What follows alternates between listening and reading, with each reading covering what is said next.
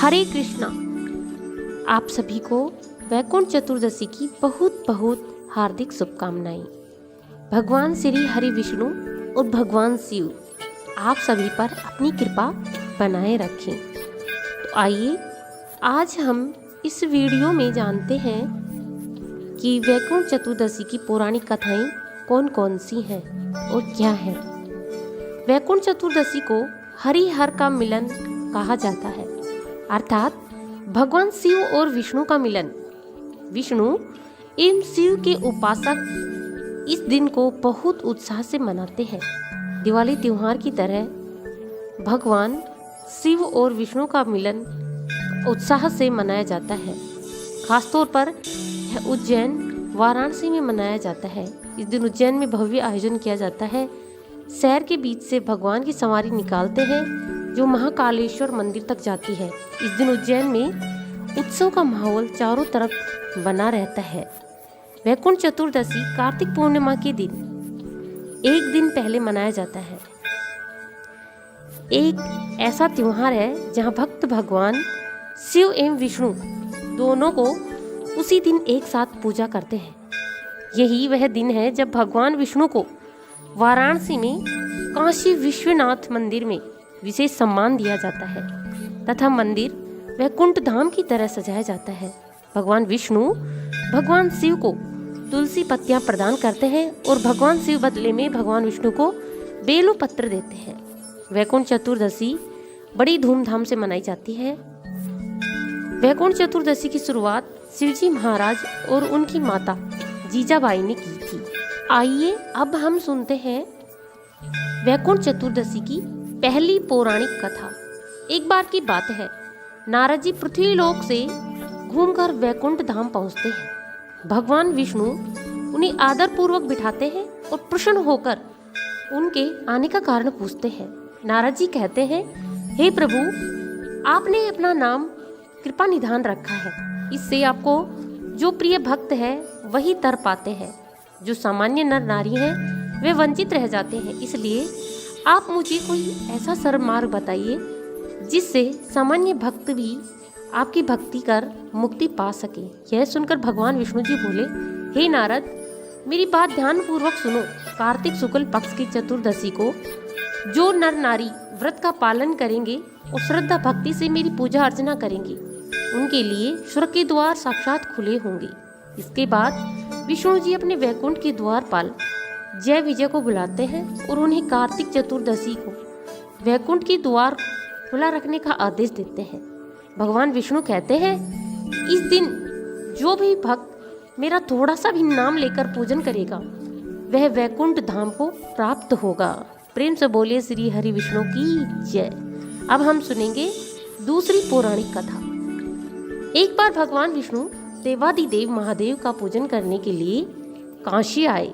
वहां मणिकर्णिका घाट पर स्नान करके उन्होंने 1000 स्वर्ण कमल पुष्पों से भगवान विश्वनाथ के पूजन का संकल्प किया। अभिषेक के बाद जब वे पूजन करने लगे तो शिव जी ने उनकी भक्ति की परीक्षा के उद्देश्य से एक कमल पुष्प कम कर दिया। भगवान श्री हरि को पूजन की पूर्ति के लिए 1000 कमल पुष्प चढ़ाने थे।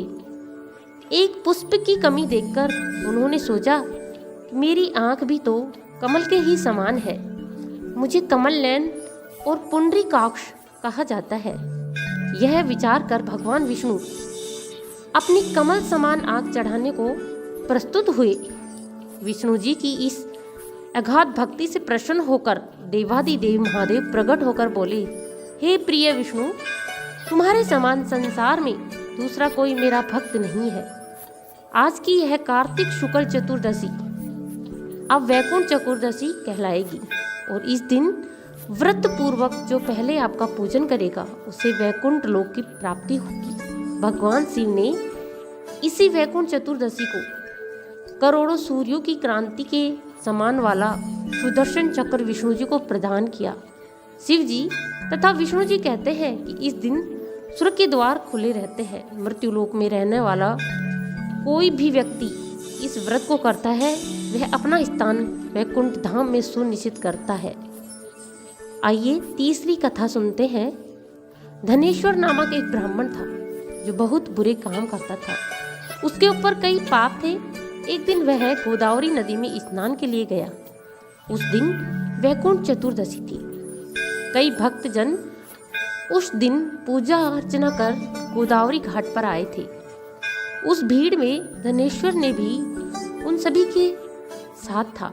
इस प्रकार उन श्रद्धालुओं के स्पर्श के कारण धनेश्वर को भी पुण्य मिला। जब उसकी मृत्यु हो गई तब उसे यमराज लेकर गए और नरक में भेज दिया। तब भगवान विष्णु ने कहा, यह बहुत पापी है, पर इसने वैकुंठ चतुर्दशी के दिन गोदावरी स्नान किया और श्रद्धालुओं के पुण्य के कारण इसके सभी पाप नष्ट हो गए, इसलिए इसे वैकुंठ धाम मिलेगा। अतः धनेश्वर को वैकुंठ धाम की प्राप्ति हुई।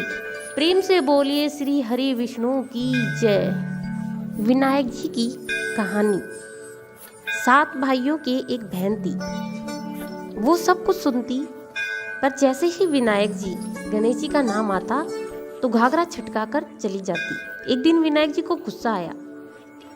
गणेश जी बहन को भयभीत करने लगे तो वह दिन दिन सूखने लगी। सब भाइयों ने उसका दुख पता करने की कोशिश की, परंतु असफल रहे। 7वां भाई बहुत चतुर और होशियार था।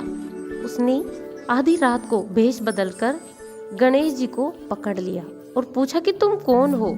तुम मेरी बहन के साथ छल क्यों करते हो? वो बोले, मैं गणेश जी हूँ। तेरी बहन सारी बातें सुनती है, पर मेरा नाम आते ही दूर चली जाती है, इसलिए मैं उसे डराता हूँ। भाई ने पूछा कि आप इसका उपाय बताओ। तो गणेश जी बोले, कोई भी कहानी कहो तो गणेश जी की कहानी कहे बगैर नहीं उठना चाहिए। बहन ने उस दिन से नियम रखा कि वह रोज गणेश जी की कहानी सुनेगी और कहानी सुनने के बाद ही कुछ खाएगी। अब बहन रोज कहानी सुनने के बाद ही कुछ खाती। इस तरह से गणेश जी बहन पर प्रसन्न रहने लगे। उसकी सभी मनोकामनाएं पूरी करने लगे और उसे अच्छा वर दिया।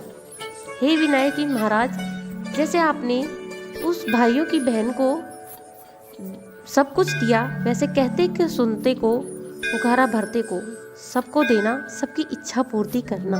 बोलिए गणपति महाराज की जय, विनायक जी महाराज की जय।